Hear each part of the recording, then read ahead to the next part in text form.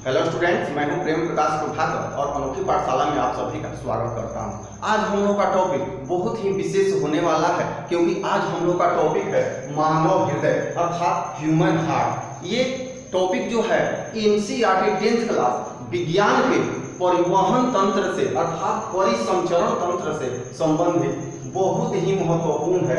इससे हमेशा विज्ञान में मैट्रिक की परीक्षाओं में विज्ञान से क्वेश्चन आता रहता है और ये जो डायग्राम है 5 अंक का आ सकता है। तो आइए हम इसकी तैयारी करते हैं।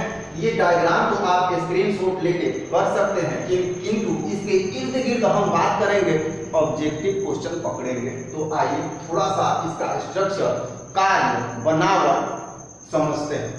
तो ये एक मानव हृदय है। क्वेश्चन आता है कि हमारा मानव हृदय कैसा होता है, तो हम कहेंगे कि हमारा मानव हृदय मुट्ठी के आकार का होता है। चलिए दूसरी बात, क्वेश्चन आता है कि हमारे मानव हृदय में कितने वेश्म होते हैं या कितने वेश्मी होते हैं, तो हमारा मानव हृदय 4 वेश्मों में बटा होता है। ये 4 वेश्मों का नाम क्या क्या है, तो दायां आलिंद, बायां आलिंद, दायां निलय, बायां निलय। ध्यान रखेंगे जो हमारे बाएं हाथ पर पड़ता है, जो हमारे दाहिने हाथ पर पड़ता है बायां भाग, और जो हमारे बाएं हाथ की ओर पड़ता है तो ये दायां आलिंद और दायां निलय अर्थात दायां भाग कहलाता है। क्योंकि जब हम ऐसे खड़े होंगे तो ये इस तरह से हो जाएगा।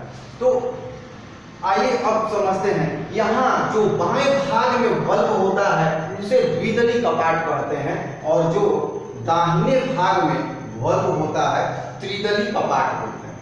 अब एक और क्वेश्चन, जिसमें ऑक्सीजनित रुधिर गमन करता है, जो रक्त वाहिनी है जिसमें ऑक्सीजनित रुधिर होते हैं उसे धमनी या महाधमनी बोलते हैं, महाधमनी बोलते हैं। और जिसमें विऑक्सीजनित रुधिर चलते हैं, जिसमें विऑक्सीजनित रुधिर का प्रवाह होता है उसे शिरा या महाशिरा कहा जाता है। अब थोड़ा सा इसकी क्रिया विधि हम लोग समझ लेते हैं। यहाँ पर ये एक और चीज, ये जो भाग है ये दाएं भाग को और बाएं भाग को विभाजित करता है।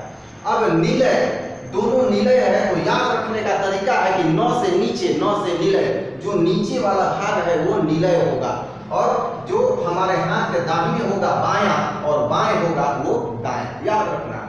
ऊपर आ, ऊ से ऊपर, आ से आलिंद, जो ऊपर होगा आलिंद होगा और जो नीचे होगा निलय होगा, और हमारे बाएं हाथ का दायां और दाहिने हाथ का बायां भाग कहा जाएगा। तो इस तरह से हम ध्यान रखेंगे।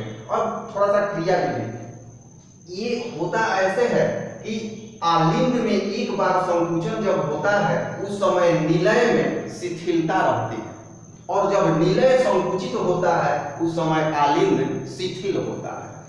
तो होता यह है कि जब यहाँ से हम चलते हैं, जब बायां निलय संकुचित होता है तो ये जो है महाधमनी का जो मुंह खुलता है, इसमें यहाँ से रुधिर ऊपर की ओर प्रेशर में जाता है और शरीर के विभिन्न भागों में आके यहाँ खर्च होता है, क्योंकि ऑक्सीजन होता है। यह रुधिर जो है ऑक्सीजनित रुधिर होती है, यहाँ पे खर्च होता है, शरीर को ऊर्जा मिलती है, परिणाम स्वरूप यह कार्बन डाइऑक्साइड में बदल जाता है, विऑक्सीजनित हो जाता है। यहाँ से बटोर लिया जाता है, कलेक्ट कर लिया जाता है, और इसे शिरा से होते हुए महाशिरा में डालते हुए हमारे हृदय के दाएं आलिंद में डाला जाता है। दाएं आलिंद में डालने के पश्चात फिर ये अब शिथिलन में आ जाता है और ये संकुचित होता है, तो प्रेशर आता है यहाँ पे, और ये जो विऑक्सीजनित रुधिर है दाएं निलय में चला आता है, दाएं निलय में चला आता है। अब दाएं निलय में आ गया तब तक ये शिथिल हो जाएगा, अब ये संकुचित होगा, तो यहाँ से प्रेशर में यहाँ से इसका बल्ब खुलेगा, जो फुफ्फुस धमनी है, फुफ्फुस का मतलब फेफड़ा, एनसीईआरटी में फुफ्फुस लिखा है, तो यहाँ इस फुफ्फुस धमनी से होते हुए प्रेशर पड़ेगा, तो ये विऑक्सीजनित रुधिर जो है यहाँ से फेफड़ा में आएगा। यहाँ पर बहुत बड़ी प्रक्रिया है, इसको हम एक दिन अलग डायग्राम से समझेंगे, किंतु निचोड़ जानना जरूरी है। यहाँ होता ये है कि ये विऑक्सीजनित रुधिर अर्थात उस रुधिर में, उस रक्त में कार्बन डाइऑक्साइड होता है, यहाँ से उसे छान के श्वसन क्रिया द्वारा, रेस्पिरेशन द्वारा बाहर कर लिया जाता है और ग्रहण किए गए ऑक्सीजन को इसमें फेंक दिया जाता है, तब ये पुनः शुद्ध रक्त हो जाता है जिसे ऑक्सीजनित कहते हैं। और ये शुद्ध होकर फुफ्फुस शिरा से होते हुए बाएं आलिंद में डाल दिया जाता है। अब बाएं आलिंद में जैसे ही आया तो यहाँ प्रेशर पड़ेगा और ये शिथिल होगा, तो ये जो रुधिर है बाएं हृदय में चला आएगा और यह क्रिया फिर वहीं से चालू होगी, ये संकुचित होगा तो ये आएगा ऐसे, इसका सर्कुलेशन चलता रहता है।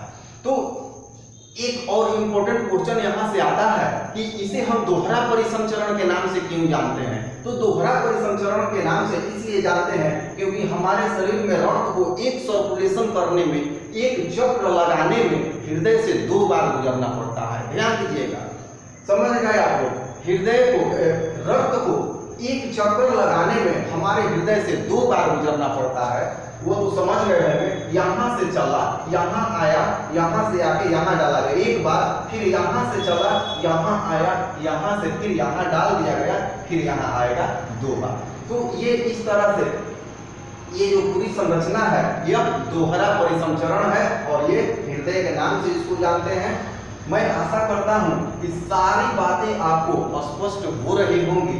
सभी जो नामांकित भाग लिखे हुए हैं सबके बारे में थोड़ी थोड़ी जानकारी हमने दे दी है, तो इससे आपका बहुत सारा कंसेप्ट क्लियर हुआ होगा, बहुत सारे क्वेश्चन आपके क्लियर हो जाएंगे। अगर 1-2 टॉपिक भी आपको क्लियर हो रहा है तो आपका फर्ज है कि चैनल को लाइक तथा सब्सक्राइब जरूर करें। ऐसे ही और टॉपिक को लेके हम फिर आएंगे, फिर बात करेंगे, फिर चर्चा करेंगे और उसका डायग्राम समझेंगे। तब तक के लिए धन्यवाद।